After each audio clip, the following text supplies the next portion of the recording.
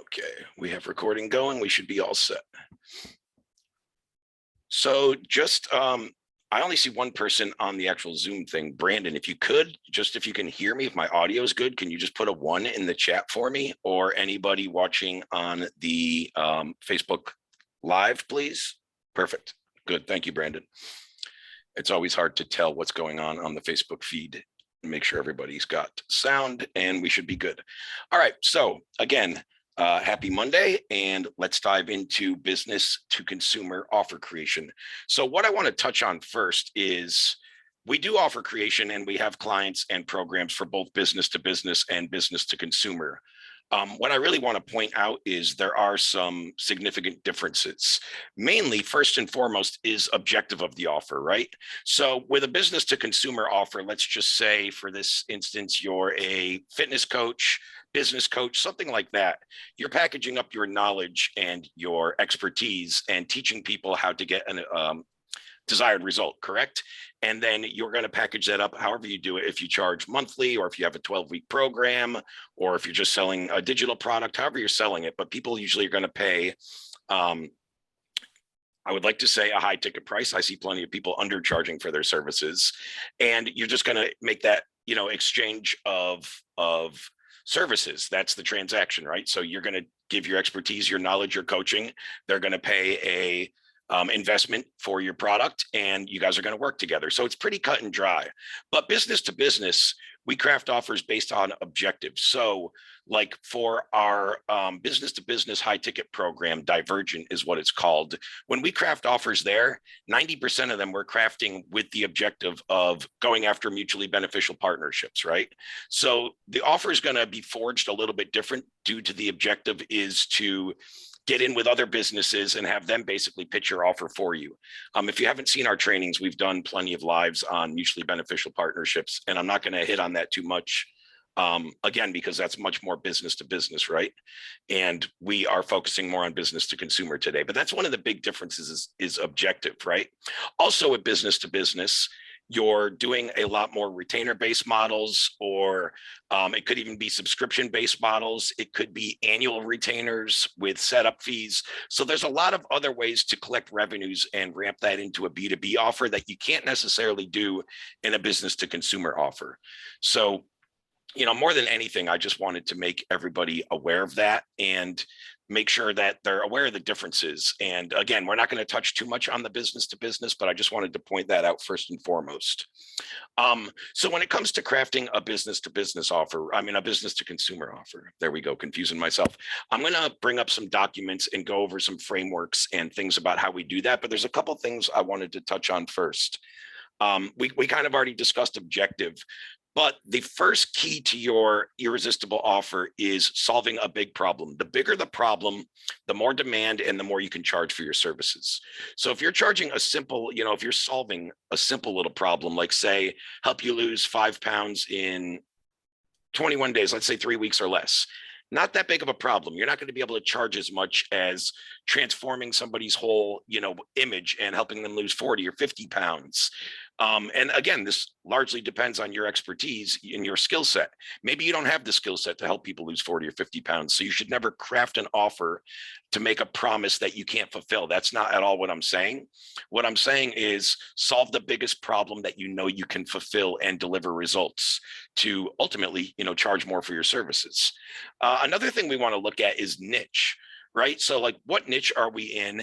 And more importantly, is there ways we can niche down? Because one of the biggest mistakes I see, business to consumer, more so definitely than B2B, and more so newcomers, I would say I'm seeing this with, but they want to help everybody. It's like, I want to craft an offer that I could serve everybody and work with everybody. There's a few problems with that. One, it's just not realistic. It's hard to scale an offer like that. And probably more importantly, when it comes to your marketing, your messaging, how you're getting people interested, there's a great phrase that says, when you're speaking to everyone, you're speaking to no one. And that is so true. So my point there is it's hard to target a marketing message to your ideal audience if you think it's everybody, because I'll guarantee you it's not everybody, first and foremost. Secondly, thirdly, actually, when you can help everybody, right? All of a sudden your offer is going to have all kinds of components to it. You're not going to have 3 or 4 main deliverables we're going to use as a phrase for your, for the core deliverables in your offer, the core transformation, the core desire and goal, the core problem you're solving, and the pain point you're solving for the client. Those largely are going to be your deliverables that either solve that pain point, that problem, address that desire and that goal, helps them overcome an obstacle, things like that. So, what you want to do is you want to have, generally speaking, you want to have 3 or 4 core deliverables in your offer. And I'm going to go into that much deeper. And why I say that is once you go above, let's just say you have 4 core deliverables in your offer. Once you go above that, you have 5, 6, 7, 8, 9 areas of expertise. It's hard to really have your ideal clients get that perception, because once you're good at so many things, you're not really an expert at anything. You're more a generalist in those 8, 9, 7 different things that we talked about, as opposed to having 3 or 4 core deliverables in your offer. It's really, those are the things that are going to solve this problem. I would rather somebody be an expert in 3 or 4 things that I know are going to solve my problem than help me with 8 or 9 different aspects of my life, my weight loss, my business, whatever niche we're in. And then you're more of a generalist in a bunch of stuff. So I don't know if you're necessarily an expert, and it's really hard to get that perceived to your target audience in your marketplace, right? So, one of the really good ways to address that is to niche down, right? To really hone in on the person you're helping. Have some prerequisites for a good client, for an ideal client, right? And try to stick with those, because that's what helps us pre-qualify clients and not work with the wrong prospects. What I mean by prerequisites is, let's say you're in weight loss, right? Maybe some of your prerequisites have already tried other weight plans, have already, joined other nutrition programs, or, meal plans, like, those people that mail you those frozen foods, and, and you have a meal plan based off of that, whatever. They may have already tried things, right? They might have gym membership. They might have already hired a personal trainer, but you want to have some prerequisites and kind of know where your client is along their journey, what they've tried and failed with, and why they really need your help, and how you can best assist them. So the best way to do that, again, is to really niche down to have a more concise, ideal prospect, client, and ultimately an ideal audience, a target audience, right? That is your ideal client. So what I mean by that is, a lot of times people are a business coach, and that's super vague. So there's no problem with being a business coach, right? Like, that's great. But what businesses in particular do you help? When you start to say, I can help everybody, right? Then all of a sudden you're super vague again, and it's really hard to address and message and hook, your ideal audience. So there's more we can discuss about that, and we will as we go through some of the documents I'm going to bring up and walk you through in terms of, crafting your ideal irresistible offer that is gonna, what I really like, and what I always say to my clients when I start working with them, when we craft their high ticket offer, when we get off their offer creation call, which we do one-on-one with each client, I like to say, hey, let's say I'm talking to you, Kevin. Once I'm done building this offer, Kevin, I want you to have 100% confidence that you can fulfill this and that you can present it, ultimately sell it, right? So that's super important. And I'll walk through that a little, once we get further into this. Obviously, I'm not going to present or pitch an offer yet. We haven't crafted. That would be pretty impossible. What's really cool is when I do that with a client, usually our offer creation sessions take somewhere between 45 minutes and an hour. And when I hopped on the Zoom call with them, I knew nothing about their offer when we first started. And roughly 45 minutes later, I'm already crafting it and selling it back to that person, to the point where they're like, oh my God, that's awesome. I never realized like my offer was so good, or, or I could present it that way. That's just so much smoother than I present it. A lot of people struggle with the presentation. And, that comes a little bit into the sales call aspect of it, which we're not going to hit on. But when you craft an offer, you should really know how to present it and be confident in presenting it. Otherwise, what's the word I'm looking for? How productive was it to craft an offer if you're still not confident or comfortable pitching it and presenting it to people? So you want to really have confidence in that. And we're going to walk through some of that. What I'm going to do now is share my screen. And First thing I'm going to do is go through an offer creation framework that I made to teach people how to craft offers, and then I'll go through the actual process of crafting one.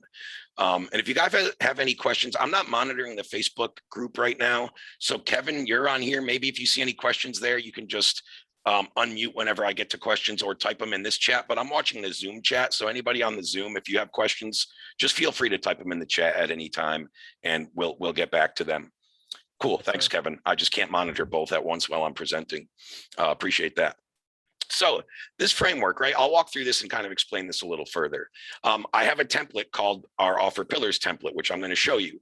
But when I'm teaching other people to go craft offers, I'm going through it like literally step by step. So the first thing I do is tell them what template to bring up, tell them to make a copy, right? And then when you get on the call with a client, I always like to ask them, you know, what were you doing? Who were you helping? And what was going on with your business before coming into our program, before working with us? I really want to know a bit of context about, you know, their journey, their backstory. Have they already validated this offer? Have they worked with clients? What are they charging? How long are they working with clients? So I want to get the background so I really know what areas need to be addressed. So whether you have a validated offer or a brand new one, I basically like to start from scratch. So let's say you already had a validated offer. Would it do any harm with me crafting a different one? The benefit of that, and the answer is no, right? It wouldn't do any harm to try to craft it better or different than you did. So what a lot of people don't see is like when they're bouncing their ideas off me or getting it crafted, you know, their offer crafted by an expert. Maybe I'm just wording things a little different than theirs. Maybe I'm grouping it together a little bit more concise so they can present it easier with less verbiage and less tongue twisting. You know what I mean? I think one of the issues I see is a lot of people get very in the weeds when they present their offer and they go very far into the deliverables when that's probably not what the prospect wants. And again, we'll touch back to that when we get to that point of the training here.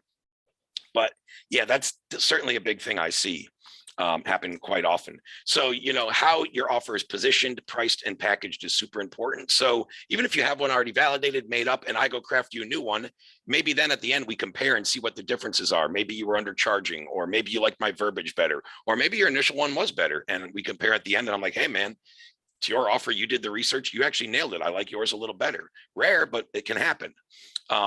So again, I want to find out what they were doing before coming into the program. Then why did they join? What are they really looking to accomplish? Is it just validating their offer and getting it off the ground? Are they looking to get to a certain revenue threshold? Are they looking to simply make more impact? Are they looking to understand marketing? They're like, hey, I'm great at what I do, but I have no clue how to market, right? Which makes it hard to work with people and hard to get your offer in front of more eyeballs. Then we have what's called the offer building worksheet. The next thing I do when I go with a client, there's 10 pieces of info I like to gather before crafting an offer that really helps me do it very thoroughly and to make sure I haven't missed anything.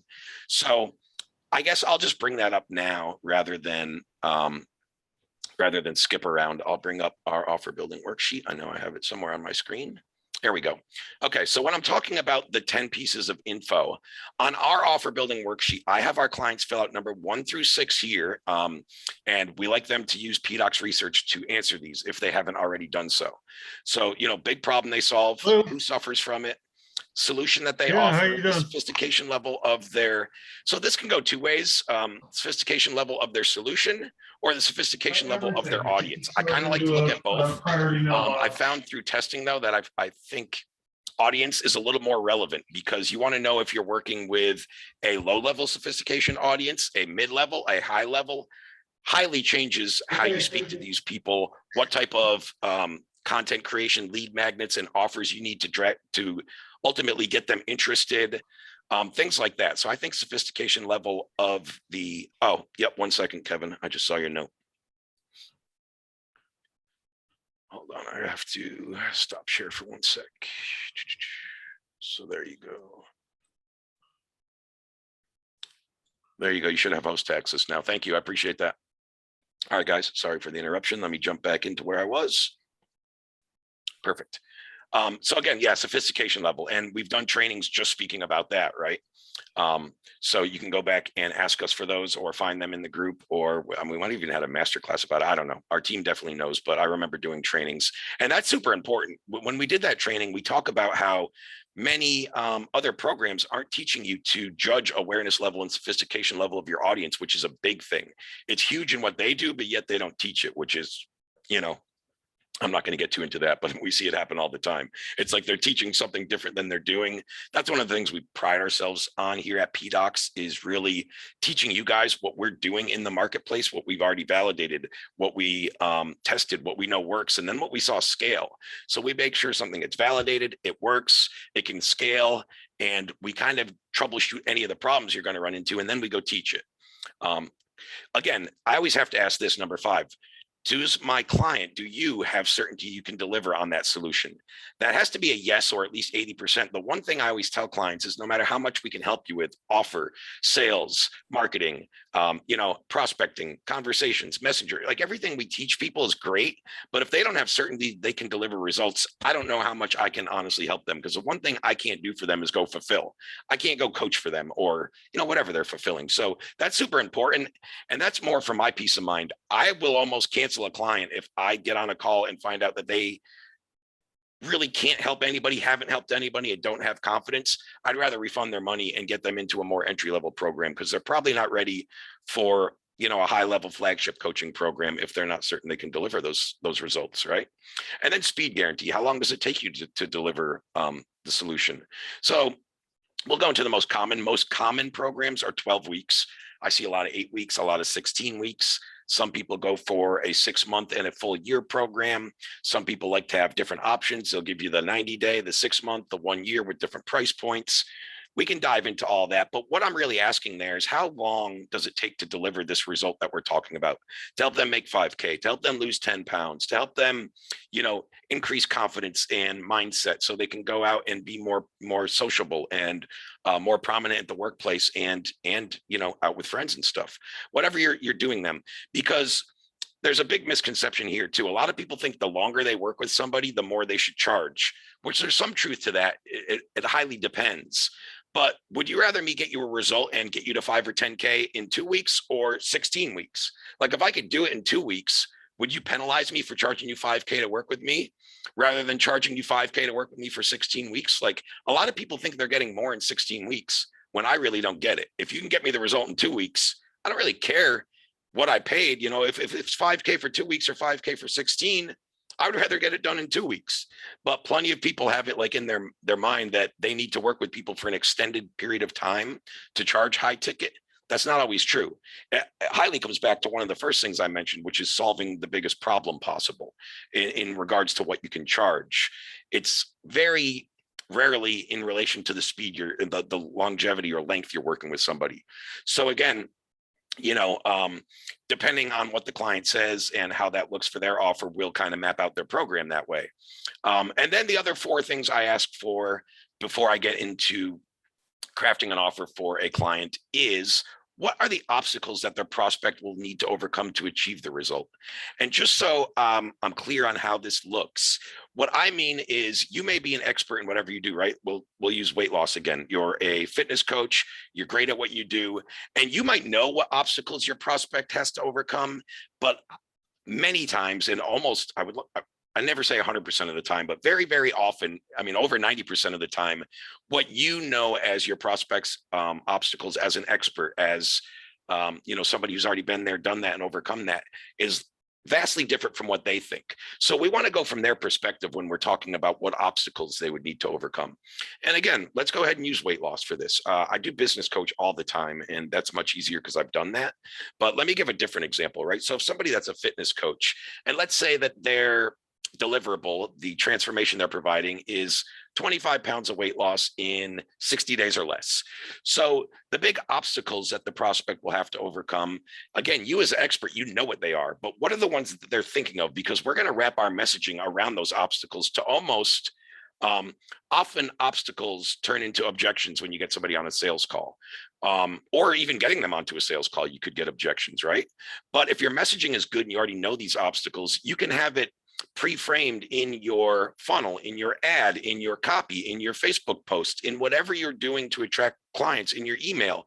You could basically pre-frame the problem and the obstacle and overcome that prior to them even, starting to push back or really put this as an objection rather than just an obstacle. Obstacles are easy. They can be overcome. I mean, they're not all easy. But what I'm saying is obstacles are different than objections. And if you handle it right, obstacles will not then turn into an objection. That's basically what I'm saying. So, for this guy, right? 25 pounds in 60 days. That's what we were just talking about. So some of the big obstacles this person's going to have, number one is time, right? How much time do I need to take out of my day and my week to put into this fitness program? Because I am super busy. I'm working 2 jobs. So time is going to be a big factor, and time kind of goes twofold into this one. I mean, we've already told them 60 days, but they're going to say how long before I really see results, right? So 60 days is to get the full result in this offer, but they should probably start seeing some results actually by the end of week 1, depending on your program. Some fitness programs are different where week 1 and 2 is just solely tracking and you're not actually giving them a fitness plan. So that would vary, but I think you know what I'm saying. So time is going to be a prospective obstacle for them. Money, right? Can I afford this program? Is the trade-off well enough, right? Is getting healthy and being able to run and play with my kids and not having to worry about, existing conditions in the future because I'm more healthy. Like, what's that worth to somebody? Everybody values that differently. And a lot of times, again, comes down to perception, awareness, and sophistication level of your audience. So those are going to be 2 big ones, right? Money and time. Another one is going to be, and again, this is something you should be able to hash out with your messaging and your marketing, but it's like, can I do it? Now they've seen that the fitness coach is in great shape. They've seen his testimonials and case studies, but they still have a lot of hesitancy if they can do it themselves because they've tried things and failed. They've been, worked with other fitness products, promotions, programs, whatever it is that made big promises and under delivered, right? So often that can be an obstacle for them. And a fourth one here, I think, it's a lot of times it's very prospect or client dependent, right? So some people, that fourth thing could be confidence, right? It could be they really need to get their own confidence that they can actually achieve this before they can. A lot of times you have to believe in yourself and think you can before you actually follow through and do it. And with, nutrition and weight loss and fitness, confidence is a big factor. So that could be it. The fourth one is usually very personal, that person, that prospect, that client dependent. But the first 3 are usually pretty commonplace for your offer. So those are the key aspects I need to know to, at first to start crafting an offer. So I'll bring this one up later. Number 5, we're on the pillar sheet. I'm going to bring that up when we actually finish going through these. And then I'll reference back to most of these because a lot of the rest of this will be done on that offer pillar sheet. And what I'll do is I'm going to show you an example of an offer pillar sheet, the template, how it would be when I first sit with a client and how I would craft one. And then I'll show you a completed one after. I just deleted the client's last name off of the offer sheet just for his own confidentiality. But so that way I can share it with everybody. So they'll bring up the template for our offer pillars. And then we'll just go through the sheet. So most of these are, areas of data that need to be entered, client name, type of offer. And we're going to go through all these. Then we're going to map out the avatar. And I put a couple criteria in here. So first off, a new client with us should have a pretty good idea of who they can or should serve. They've either already done it, they're currently doing it, their experience, expertise, and training and skill set largely dictate that, right? Then I want to know any key attributes of that client, traits, likes, characteristics, some common themes with your ideal client. And this goes back to marketing and where to find these people often, as well as how to relate to them with your messaging. I always like to list prerequisites. So we'll look through this too, but I talked about that a little when I talked about niching down, but you should have some prerequisites. Like for us, we don't work with I can't say we don't because we have different levels of programs, but in a couple of our higher end programs, we don't work with brand new business owners that haven't made any revenues or haven't worked with any clients. We like to make sure that they have a little bit of experience and they've already been in business a little while. Those are people we're best suited to help. Ideally, we like our clients to be somewhere between 5 and 15K a month when they first come in working with us. Of course, we have programs and we work with people that are plenty higher, but usually that's kind of the I would say the kind of sweet spot for us is between 5 and 15K. Those are the business owners we can really help to get to between 25 and 50K, in just a few short months of working together. So those are some prerequisites. We also have prerequisites by niche. We don't work with clients in certain industries. So, I'll go through some more of those when we get into that sheet. Also, I always love to ask, what have you tried prior to, coming in and working with me? Have you already been through other coaching programs? Have you bought courses? Have you tried yourself? Did you have a cousin or a brother that said they could do social media marketing and you gave them a shot and you got crickets and no calls booked? Like, what did you already try? Or what might you try instead of working with me, right? When you're presenting to somebody, you kind of want to know what your competition is and what other offers they might try instead of you, that help you really speak to them and solving their problem more individually and custom. I think when somebody has kind of a cookie cutter system, there's great systems that can be repeated. The problem with that is it's not necessarily custom because each client's going to be different, right? They're going to be at a different starting point. They're going to have a different desire and end goal. They're going to have different skill sets. They're going to have different price points, all kinds of things that are different. They're going to be working with different niches. I could go on and on and on. So I think the programs, the best ones out there, and this is why we do this, there's a bit of custom to it, right? I'm building this offer custom for you. I'm not doing a cookie cutter system that I'm going to do for every client. Same with our knowledge gap analysis, where we really pull out the pain points of their ideal clients and their desires, and then craft messaging to speak right to them. All done custom, right? We couldn't do that in a system that we could just plug it in a framework and it spits out the right data and the right answers for you. It just wouldn't work. Then we go into crafting the pillars, which I'll show you. As I put there for people I train on my team, right? This works best with 4 pillars. However, 3 is sufficient. And I'm going to go out of the last 100 high ticket offers I've created. I just went back and did some research on it today. And 88 of those offers had 4 pillars. The other 12 had 3 pillars. None had 2, none had 5. And I'll explain that a little more. I already explained what happens when you go over 4, right?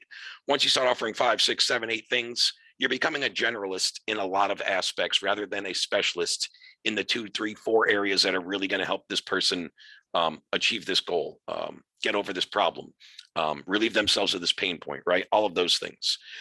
So once you get below 3, the problem with that is all perception, right? So you could only have 2 deliverables, could work great and could deliver desired result. Problem with that, and again, this comes back to knowing sophistication level of your audience and awareness, right?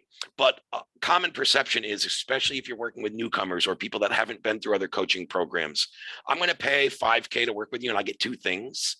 Like, people just have that perception, when a more sophisticated audience would realize, oh, those are the 2 exact things I need to fix my problem to ultimately get me leads or increase my sales, whatever you do, right?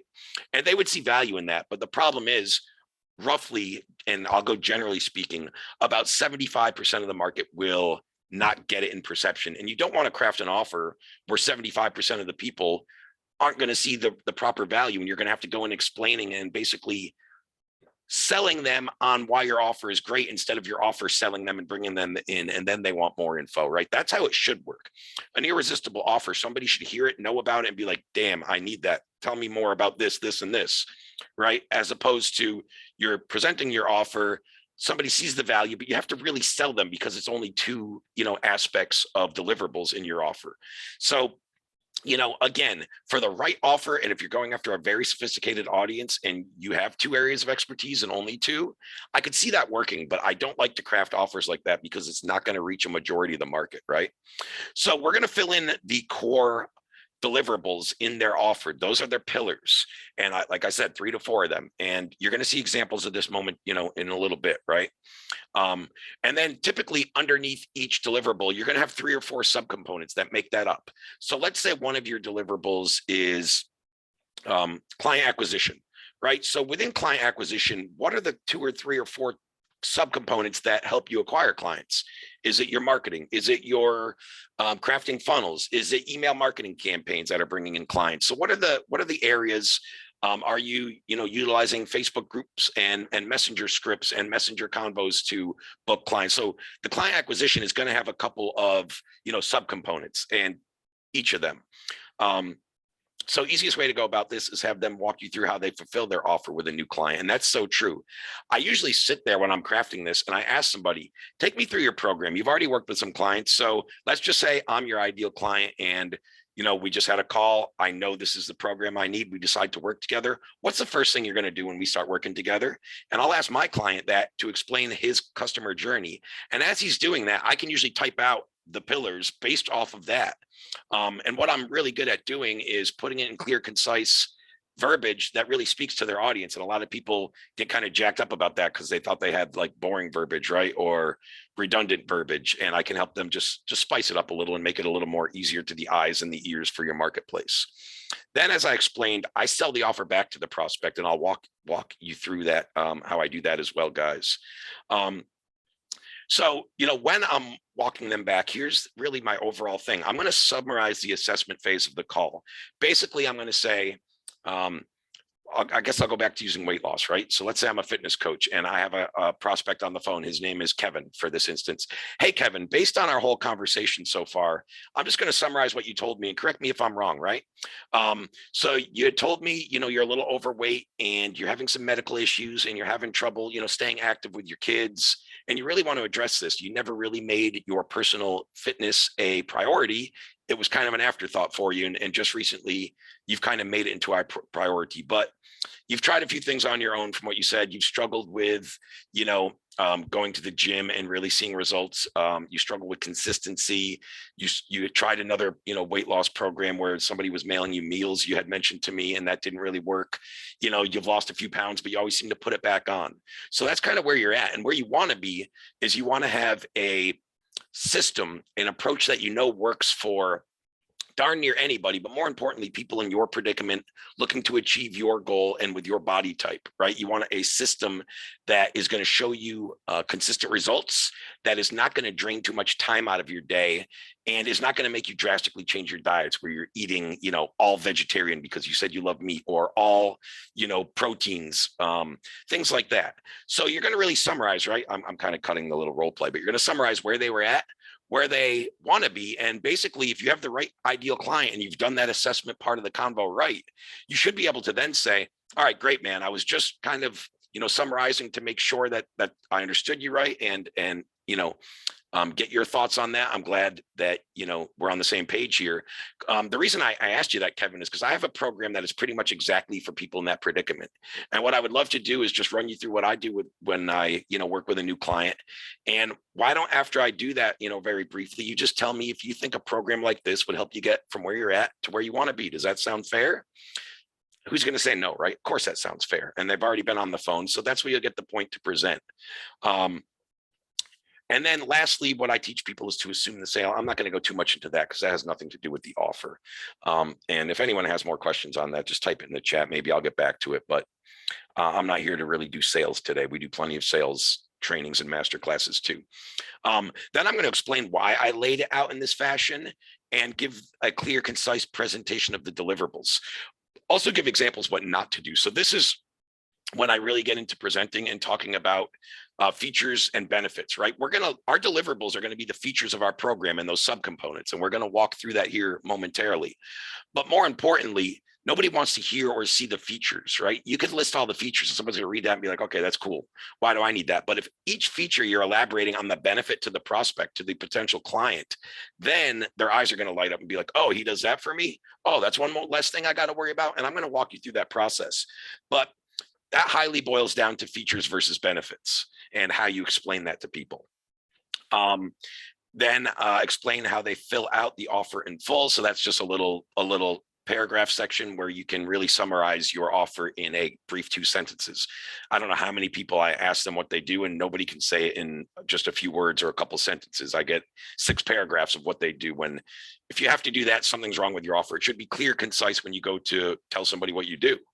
And then I teach my team or on this framework here that I've created. It's just the resources. Right afterwards, we send over that offer pillar doc, a copy of the call recording, and then one of the modules in our flagship program.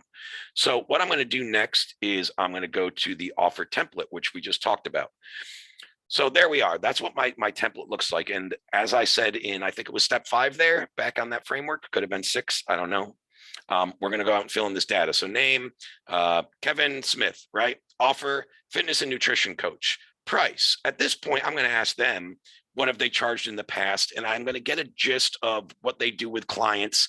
I already have a pretty good understanding of this because of the offer building worksheet and that 10 pieces of data before I bring this up. But then I'm going to, 9 out of 10 times, I'm going to give them a raise here. They're going to tell me they charge $1,500 for their 12-week program. And I'm going to be like, no, you don't. You charge $3K now. And I'm going to explain why. And it's going to vary for each person. So I'm not going to go too into that. But the most common thing is people don't understand the value of what they're delivering to the marketplace, or they don't have a whole bunch of confidence in themselves, right? They're like, I don't have case studies and track records, and I'm not like Russell Brunson. Not everybody knows me, so I can't charge, 10K to work with me, or 5K or 3K. That's not always true, first off. And secondly, your price you can charge is highly and directly correlated to the value, the transformation you deliver. Is that financial? Is it health wise? Is it mindset? Is it confidence? Like whatever it is you do, I guarantee you there's a lot more intrinsic value to your offer. Let's just say this isn't a ROI based offer, a return on investment offer. This is more a transformation offer, right? There's a lot of, there's a lot of other benefits that the client are going to get based out of your transformation that you deliver. What's more confidence worth to somebody, right? What's future health worth to somebody? What's the being able to active, old enough and being alive and healthy still to see your daughter walk down the aisle? Like, what's that worth to your fitness client?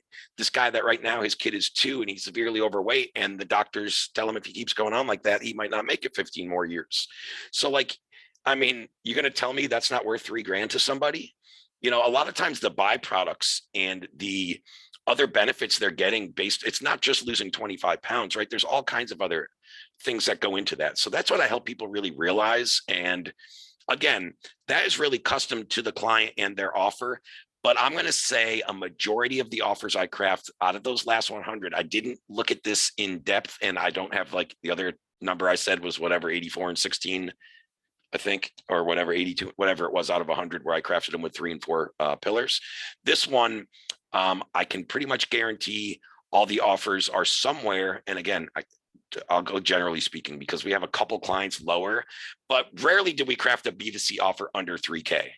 There would be certain ones, and there's kind of mitigating factors there that are outliers to our ideal client and our average client, our typical client. So yeah, we'll get some where it's a little different. They're charging a little less, but a majority of my offers that I'm crafting for clients are between $3,000 and probably $7,500.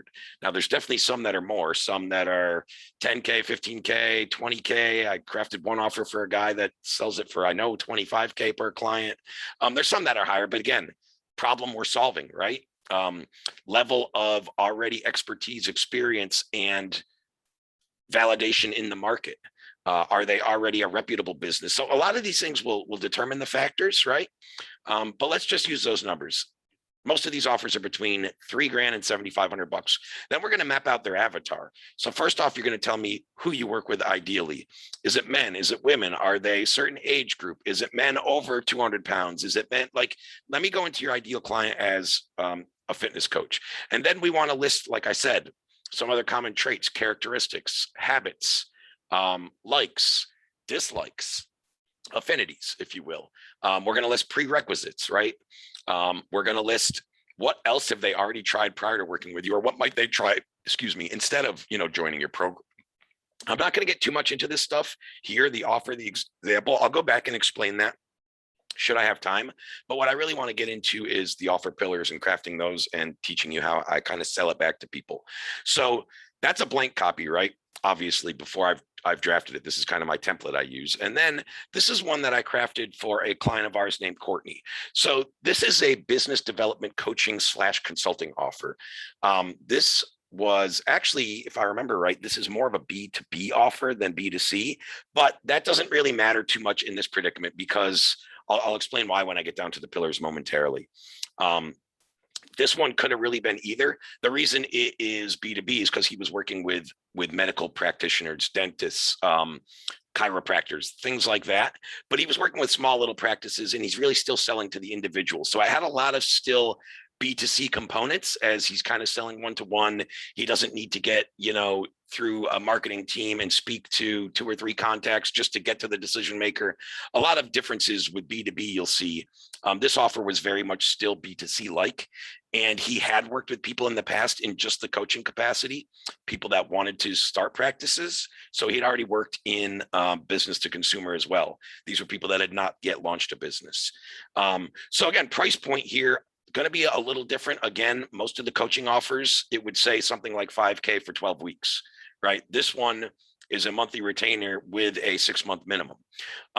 We kept this one kind of vague because he wanted to do some more research and add to the avatar, which I'm sure he did on his own copy, right? All of our clients get a copy of this, but he wanted to work with practice owners, 5 years plus experience. They were solo practitioners, right? They didn't have franchises or multiple locations.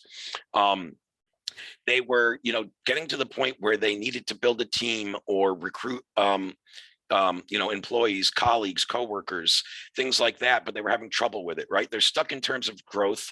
And a lot of what he was seeing is a lot of these mom and pop, if you will, just for lack of a better phrase, right? Solo practitioners were getting bought out by big corporations, like, the big Aspen Dentals or whatever the corporate one is in your area, was going and buying out little, Dr. Smith's Dental and so on and so forth. So a lot of these people, have worked and had their practice for 20 years. And for some reason they're losing their steam in terms of revenue, how many clients are coming in. They're either staying pat or they're not growing anymore. And, when that happens to these people, unfortunately, what we're seeing is a lot of them, the option becomes sell out their practice. And, sure, they probably get paid well and they probably get a retirement, but like some of these guys in particular, his ideal clients were like, I didn't build up my practice for 20 years to sell to some corporate juggernaut who's just going to trash everything I've worked for. A lot of people, put a lot into that. They did it for a reason. And a lot of them love their practice. So that's a big fear of theirs, right? They don't want to be bought out by corporations. So when we get down to his pillars, so the first thing he wanted to work with clients on here, and a lot of these solo practitioners in the medical space, dental, chiro, those kind of specialty, doctor offices, podiatrists, things like that. Mindset never really was an issue with them. And this is mindset in terms of how to be a leader, right? How to grow your clinic, your practice. And a lot of times he found, my client here, Courtney, found that his ideal clients were struggling to grow their practice because they never became leaders. People didn't rally around the doctor. People didn't give their best. When you're leading a team of people, and this could be 3 people. I don't care if you have, an assistant, somebody that answers your phones, and, somebody that does your bookkeeping, whatever it is.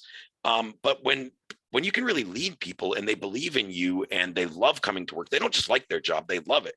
They're going to come in and they're going to help you grow your business. They're going to be talking about it outside of work, right? Most people punch out a clock at 5 p.m. and they don't want to think about their job again.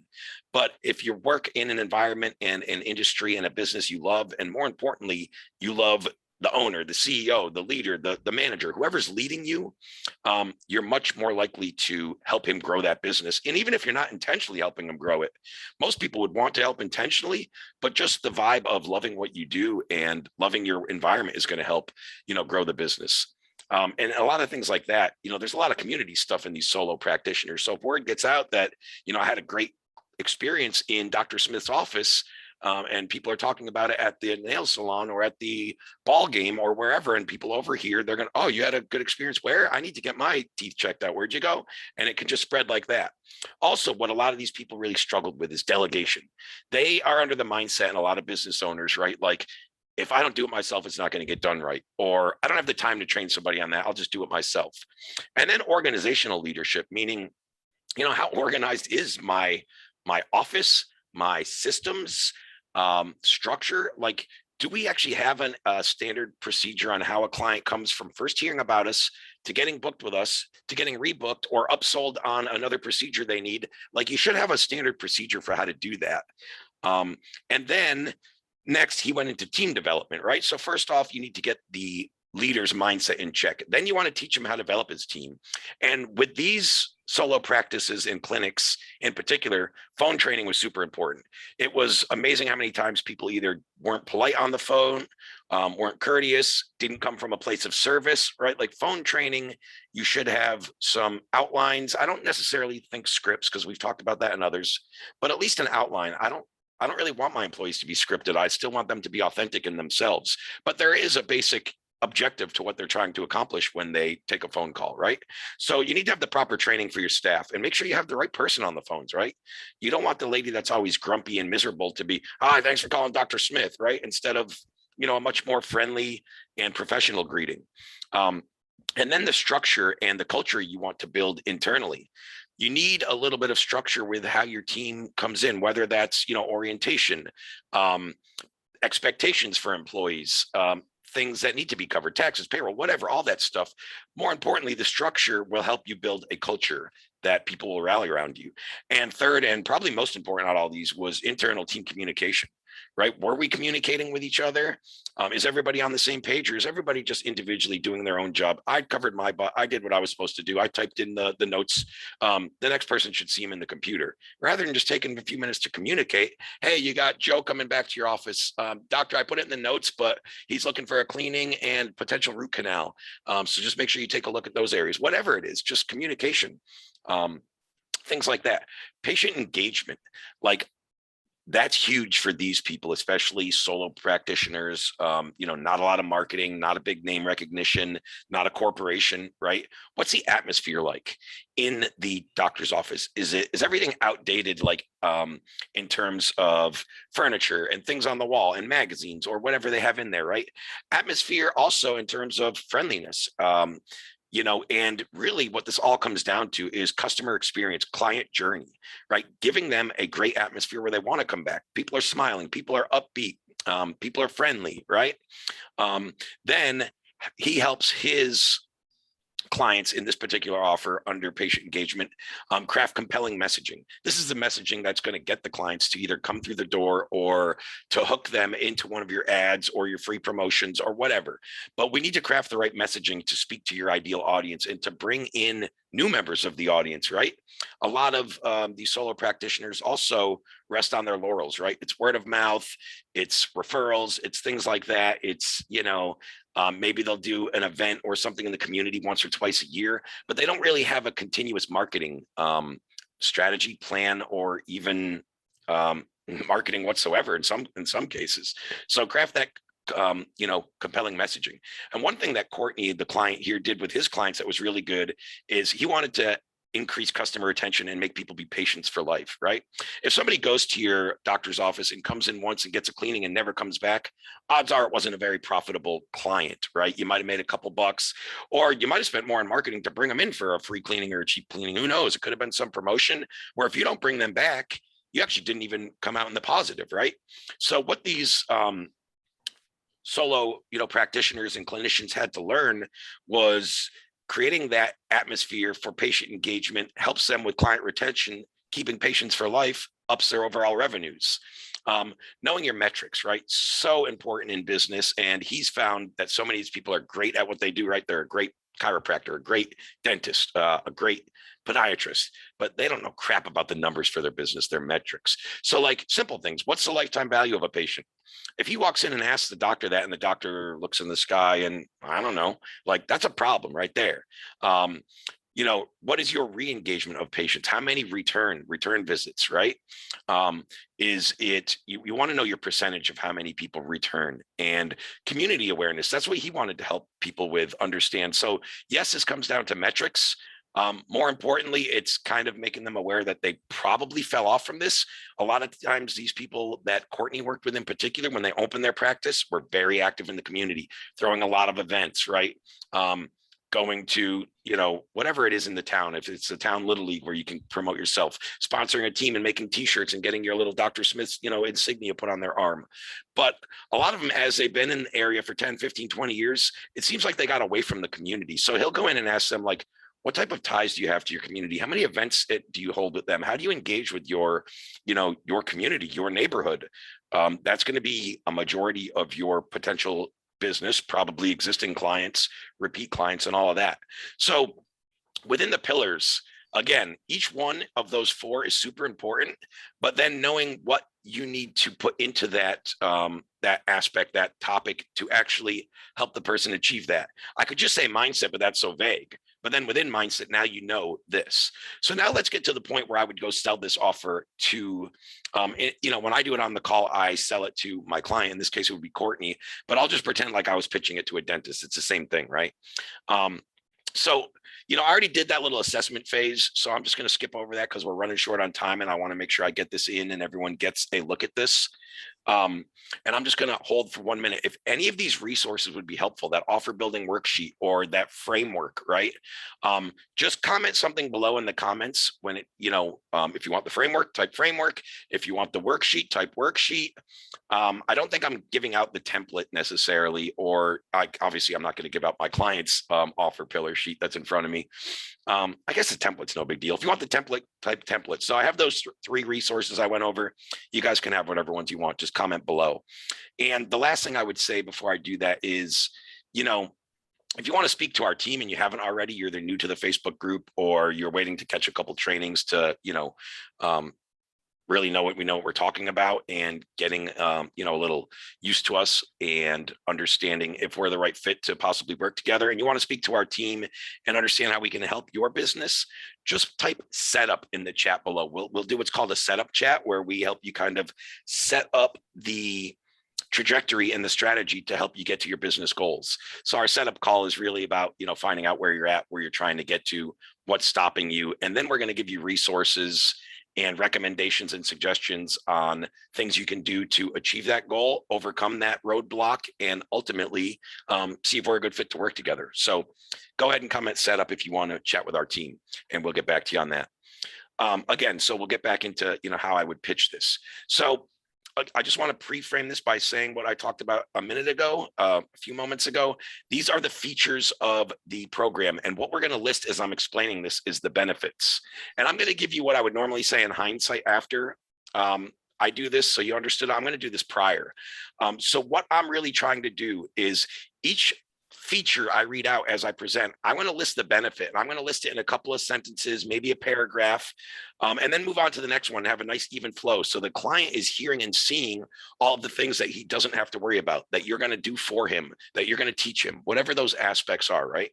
And I'm going to keep going point by point, and I'm going to keep it in a very nice flow. I'm not going to sit there and talk about delegation for 10 minutes straight and beat a dead horse. That's what I'm talking about people going into the weeds. Sometimes we love our offer so much and our deliverables and our features that we sit there and explain them in so much depth. But the problem is the prospect only wants to hear a brief benefit and then on to the next one, right? If he has questions, you'll get to that after the presentation, and you can go into more depth on whatever they didn't understand when they ask for it. But don't assume that you have to talk about each of these for 10 minutes because you're just going to lose people's interest more than anything. But okay, so now we'll go back to Dr. Smith. This is where you're at. This is where you want to be, right? I would have made that little summary. Then I'd be like, okay, great. So I just wanted to let you know I have a program that's exactly for solo practitioners and clinicians in your exact predicament, Dr. Smith. What I'd love to do is just run you through what I do when I work with a new practice owner, and how I help them achieve the results that they're looking for and get to where they said they wanted to be. And afterwards, why don't you just tell me if you think this would help you? 9 out of 10 times, doctor's going to go, cool, right? That sounds great. Walk me through it. And then I'll go, okay, yeah, great. So the first thing I do, Dr. Smith, is we get into mindset. Now, I know hearing this, you might think right off the bat, mindset isn't that important.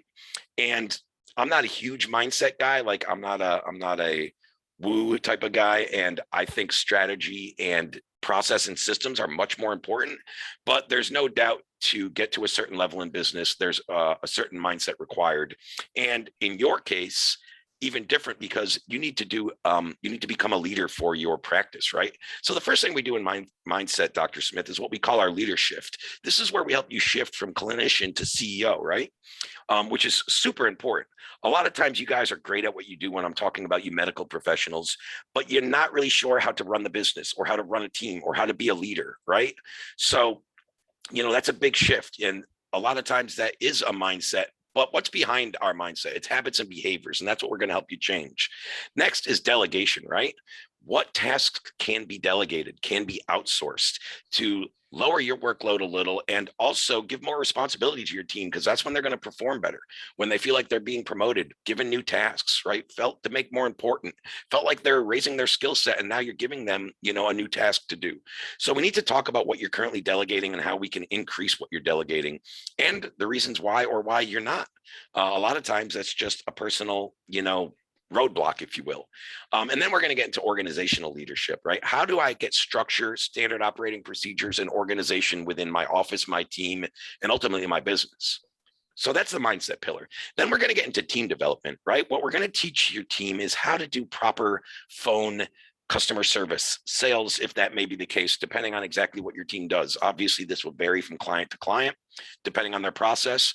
But when we go through your organizational leadership, this is why this is done in this kind of sequential order. That's the right word. Is because I need to know what type of organization we need in the practice, in the business, and for you to be a leader, to ultimately know what type of phone training your team is doing and how we can help best help serve them. And more importantly, help them really reach the next level on the phones, whether that be customer service, because that always has a big, impact on your client journey, your customer experience, whether that be upsells, teaching your team how to, enroll clients into another program or another offer or another service you provide. Then we're going to get into developing the structure within the business, more SOPs, and ultimately we're going to map out what type of culture you want to have within your practice.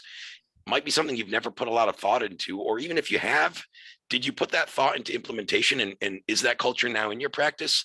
Odds are, if we're on this call, Dr. Smith, you haven't. So we want to do that for you. Most importantly, I feel in this one is communication. How does our team communicate? Do people get along? Do we have a good atmosphere internally? And more importantly, when it comes to communication, it really, that's what impacts the client journey and the customer experience quite often, right?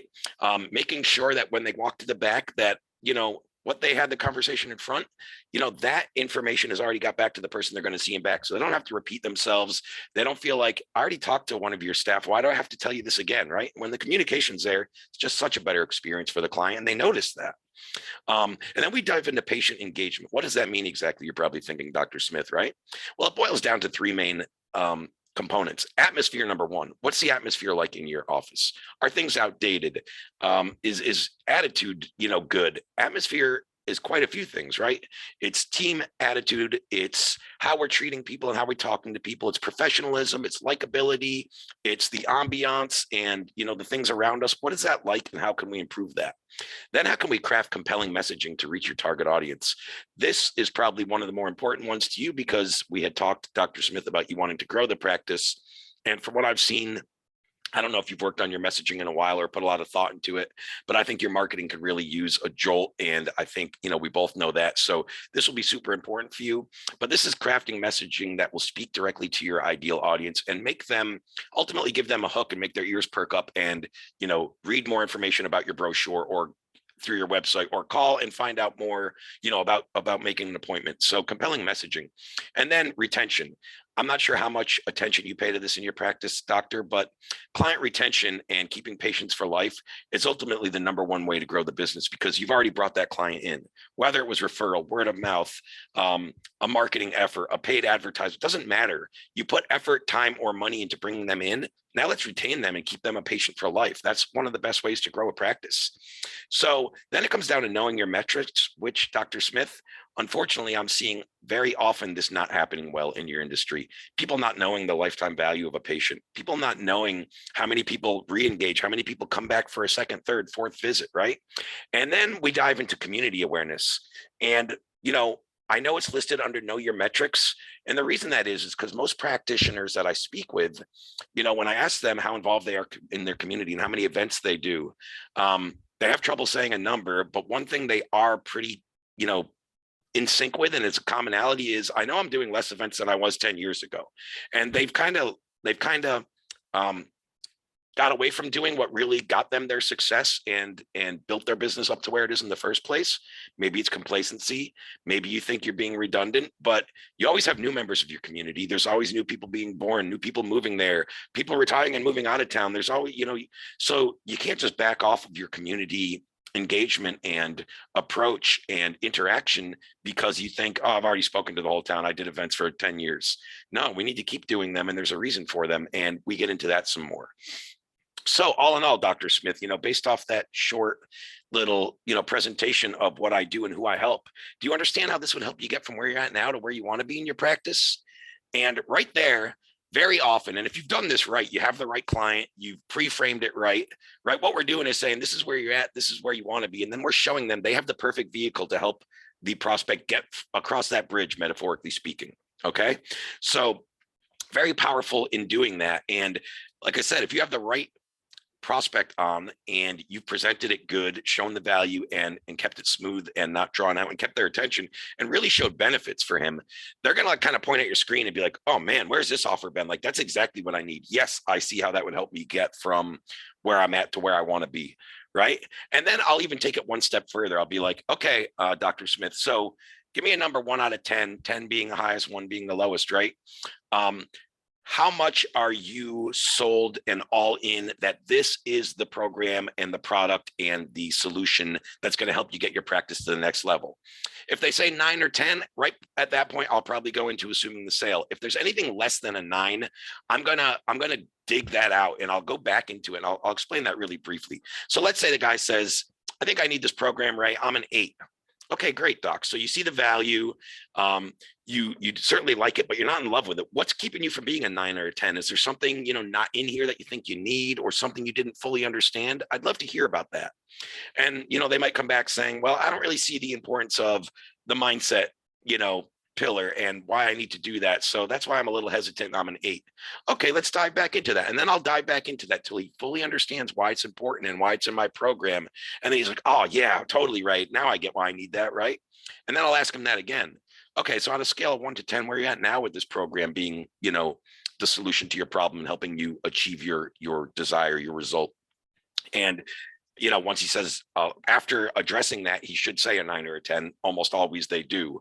And at that point, you go in, for the close, right? And you go in for the close and the sale, and then you overcome objections at that point. You don't try to combat objections and try to have them give them to you prior to going for the sale, because what I say when I say assume the sale is, let's say somebody points at the screen and says, that's exactly what I need, Ray. Like, where's this program been, right? I'm a 10 out of 10. I'm all in.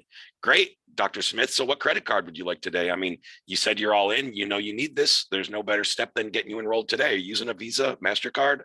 Yeah, Ray, it's a Visa and the numbers. So I'll cut there from the little role play, but a lot of times assuming the sale, when they know this program is right for them and they're a 10 out of 10, you can literally ask for a credit card and you'd be surprised how many people pull it out and just give it to you. If not, you're going to get your objections right there, right? Ray, I can't pull the trigger today because I actually have a business partner I didn't tell you about, and I got to clear it with him before I make any purchases. Or I need to speak to my spouse, or, the payment's too much. I can't do it all today. I got to shift some money around, whatever. You'll get to the obstacle, the objection. And we're not going to do overcoming objections today. We have plenty of trainings and things on that. And our sales team's great at that. I'm not going to go too into that, but my point is, assume the sale, make him tell you, no, I'm not ready to buy, before you get into the overcoming objections. The other thing I'd say there that I see a lot of people struggle with is people get a little apprehensive, like they're kind of walking on eggshells, right? When they start bringing up finances, they think it's uncomfortable, or, it's a personal topic, if you will. Very true, but you're here solving a problem, right? And you're offering a product or a service in exchange for compensation. So all this is a financial transaction. Same as if you go to the store and you buy whatever, this pen, I don't care. It's a financial transaction. Now people won't think as much because this is $2 and your offer is $5 or $5K, totally. But that's the point where I went to, where are you at? Where you want to be? Do you see how this helps you get there? Like, you're showing them the value, and they should be looking at that as this opportunity in this program as an investment, not an expense. If they're looking at it as an expense, you did something wrong when it comes to providing value or presenting the deliverables that really solve their problem, right? So, that's really what it all comes down to. And that's a good overview of how to go ahead and craft an irresistible offer. What makes it irresistible? That's the question people probably have. Like, what's so irresistible about this? When it's set, again, it comes back to knowing your avatar, some of those prerequisites and some of the other options they might try instead of you, if they chose not to work with you or that they've already tried. But more importantly, it's you want these deliverables in here, these 3 or 4 core things to solve the big key problem. The first thing we should be looking at when we're trying to map out our offer is what is the biggest problem we can solve with our skill set, our expertise, our coaching, our systems, our agency, whatever you have, right? What's the biggest problem you can solve? And is it a big problem? You really need to be honest with yourself about that. If it's just something everyone else is doing, then you need to do something to make it stand out. So in this case with Courtney, what was really great about this is there's not many other consultants out there that are doing team development as well as the whole patient engagement, which in this case led to the customer journey and having a better customer journey for clients, ultimately upping lifetime value of clients and increasing customer retention and increasing his bottom line. So there's a couple of things that really stood out in this one in particular. But what I would say is if you have an offer that's very similar to everyone else in your market, right? You're like, then first off, okay, let me time out right here. First off, if your offer is so like everyone else in the industry, they're all linear, then you're competing over price. People are just shopping for the cheapest option because you all do the same thing. So again, you need to stand out. So the best way I get this question a lot, like, what can I do to stand out, Ray? I am a Facebook ad agency, right? There's a million of us. So what do I do to stand out? Well, what's the next problem your client runs into once you get them ads? Well, Ray, they suck at follow-up and they barely ever call. Okay, so now let's build into our program a back end to it where you're actually doing the outreach for the client, or whether that's you, whether you can outsource it, whether we can have a VA do it, whether we set up a call center, depending on the business, whatever the case may be. But what we can do to make our offer better than everyone else is the next problem they run into, that we also learn that skill set and how to fulfill that and incorporate that to our offer. Then you stand out 10 times because okay, you worked with this other Facebook ad agency, he got you leads and everything, but you didn't make money, you didn't make an ROI. Why do you think that is? I don't think we had a great process for reaching back out to the leads. I can't really blame the agency owner there. I think he did what he was supposed to, but it just wasn't really explained to me well how much work was done by my team and how much outreach needed to be done. And to be honest, Ray, we didn't follow up with it. All right, great. Well, just to solve that problem for you, I actually do that in my offer. I craft out your follow-up email sequences. I have text message campaigns that go out to all of your opt-ins from the Facebook ads we're running. We can do outbound dials, and I can give your team a call script to reach out to these people that showed interest. So again, solve a problem that your offer currently doesn't, and everybody's doing your same offer. There's going to be a lot of them, whether it's Facebook ads agency, whether it's, just general lead gen, whether it's organic messaging. Like all of these offers, they run into another problem, a challenge, a roadblock, something where they got a certain result from your offer, but then they hit another roadblock because they don't have the skill set or the knowledge to overcome that. So you incorporate that into your offer to stand out. I'm going a little over here, and hopefully you guys are getting a lot of value. I'm going to wrap it up any minute. But the one thing I wanted to really touch on is what we went over here was your core offer for a business to consumer type of coach, consultant, service provider, whatever you do, right? And what I want people to know is it's really good to craft one high ticket core offer to help your business scale. Now, that doesn't mean this needs to be your only offer. You can have downsells, you can have upsells. We can talk about crafting you out a back end program. So when people come to your 90-day coaching, then you have something else to offer them. They came through it. They loved working with you. They got desired result. Maybe they even, overachieved and you over delivered on your offer. And then they come through your 90-day course and they go off into the world and do whatever, and they're successful, hopefully, and great.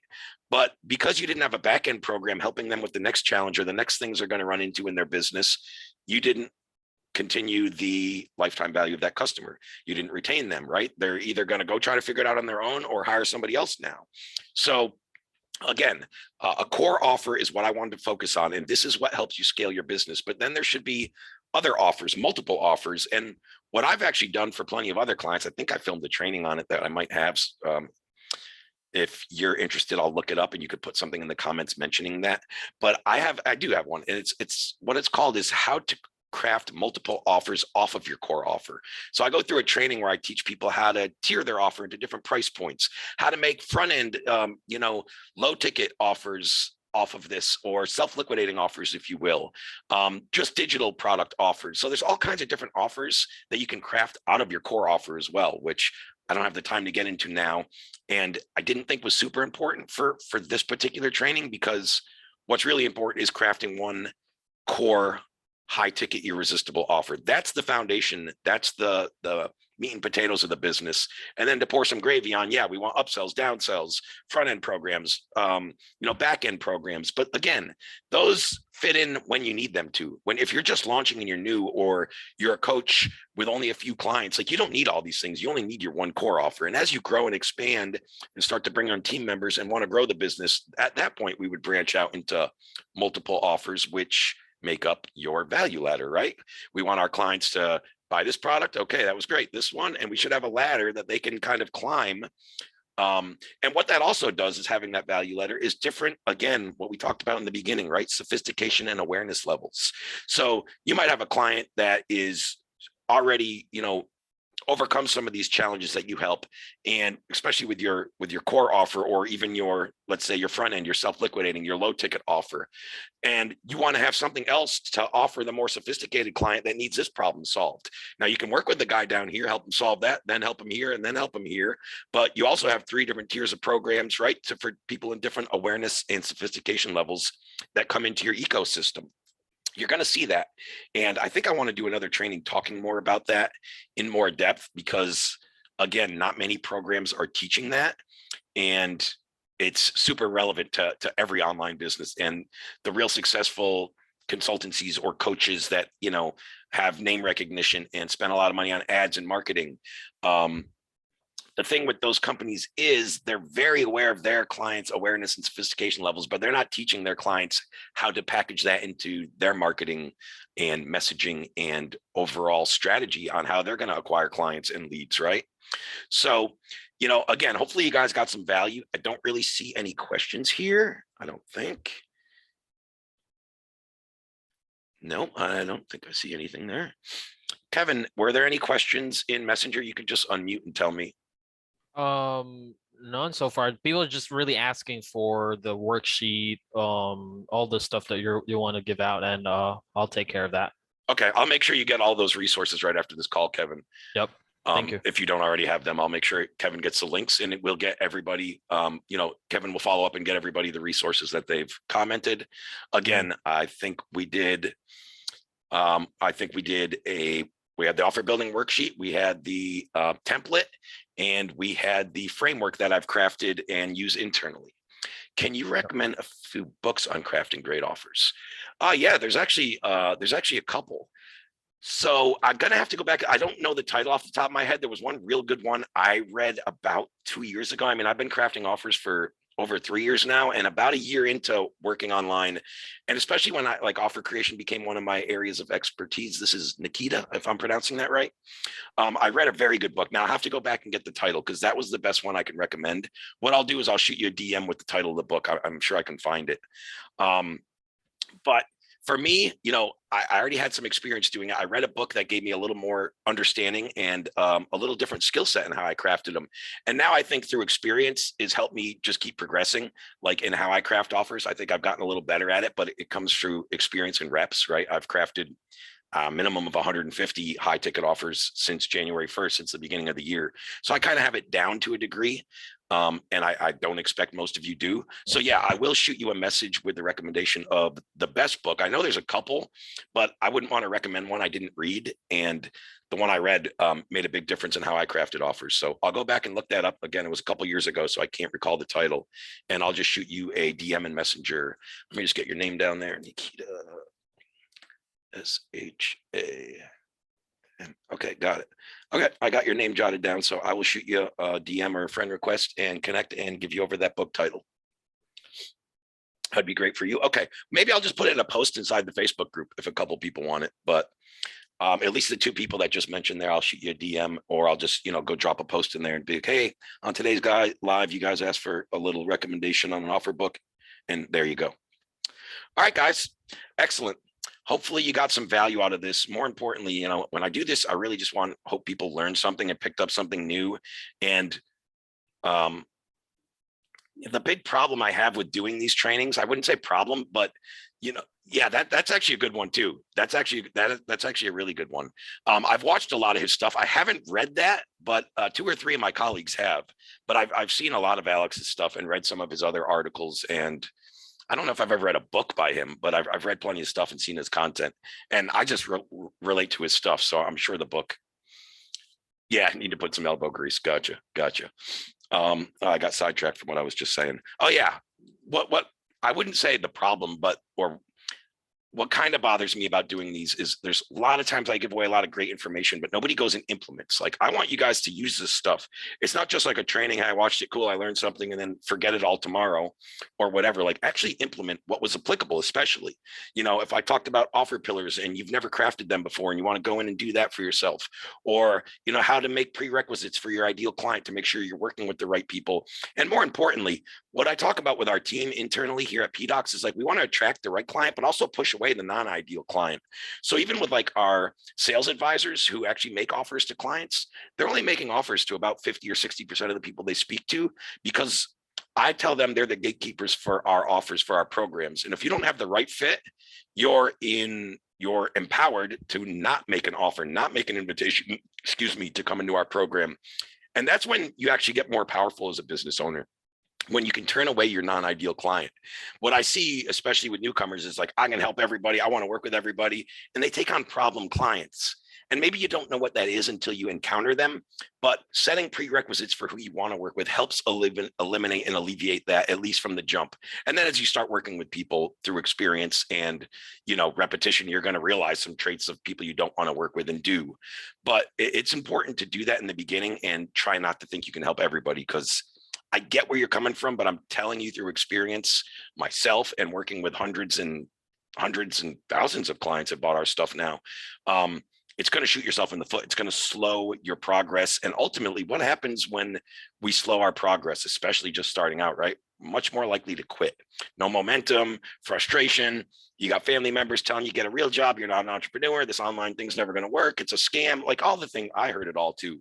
I got a funny story on that. I'm not going to get too into it, but yeah, definitely, know that you can invite in the right clients, but also if you don't have the right client, don't feel like you always have to make a sale.